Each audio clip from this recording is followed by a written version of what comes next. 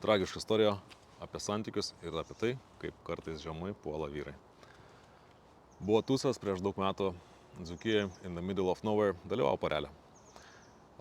Standartinio grožio moteris, blondinė, koks metras 60, figūringa, kaip nulėta, kaip Barbė.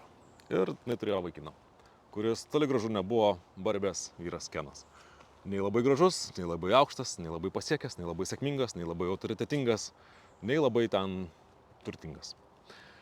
Ir žmonės, kai pamato tokias porelės, dažniausiai galvoja, ką ta moteris daro su vyru. Nes netrodo, kad visą galvą aukštesnė už jį. Nors ne fiziškai, tarasme, verte. Ir tam tūse dalyvavo dar vienas bičias.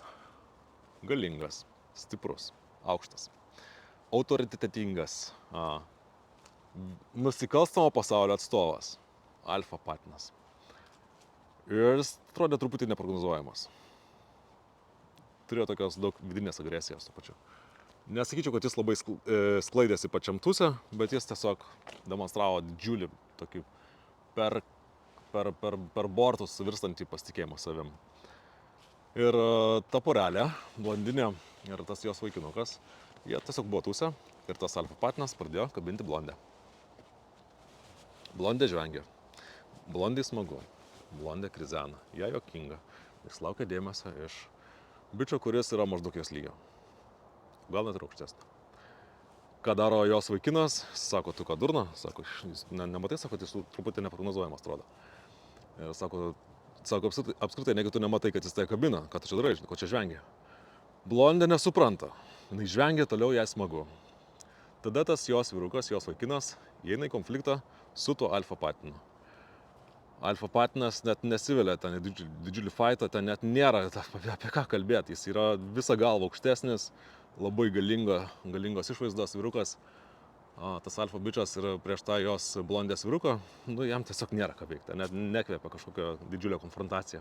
Ką padaro tas vyrukas, blondinės čiuvas, blondinės vaikinas, jisai dingsta iš tūso. Ir manau, kad tai buvo vienas iš geriausių sprendimų. Jisai pasikalbėjo savo mergina nesupranta bairio, ją smagu, kai ją kabina, atrodo, jai tinkamas vyras. Vyrukas, tas jos blondinės vaikinas pakonfliktuoja su alfa patinu ir dingsta. Dingsta ir reikia paminėti, kad tūsas vyko tokioje aplinkoje, aplink miškus, in the middle of nowhere, iki artimiausio miestelio ar miesto kokį 10 km. Naktis visiška, rugpjūčio mėnuo, tamsu blemba, 11-12 valandų, tamsu kaip šiknoj. Ir vyrukas dingsta. Aš ryte turiu išvažiuoti į Kauną, anksti, atsikeliu, ieškau savo drabužių ir šmutkių.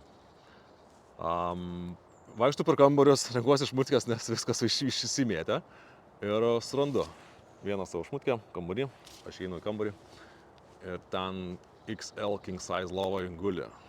Alfa patinas nuogas per vis lot, įsidrėbęs, žodžiu, savo stilį. Ir šalia jo guli blondinė, nuoga. Aš surenku šmutkas, išvažiuoju ir mane šokiravo ta situacija. Po kelių mėnesių aš sužinau, kad blondinė draugauja toliau su savo tuo vaikinu, su kuriuo buvo atvažiavusi tūsą.